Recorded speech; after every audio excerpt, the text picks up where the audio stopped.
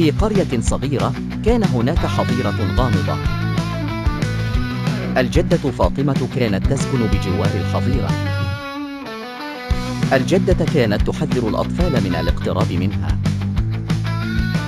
الأطفال كانوا يرغبون في استكشاف الحظيرة. في يوم قرر علي وزينب الذهاب إلى الحظيرة. عند دخولهم شعروا بأن شيئا غريبا جدا. وجدوا داخل الحظيرة حيوانات تتكلم. كانت الحيوانات تحكي قصصا عن مغامرات مدهشة. علي وزينب استمعا واستمتعوا بقصص الحيوانات.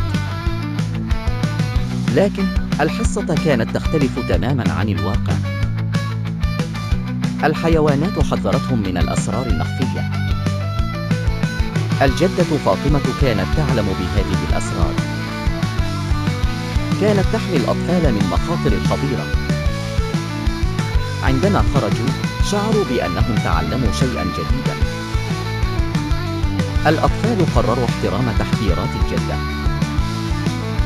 الحظيرة بقيت مصدرا للغموض والسحر.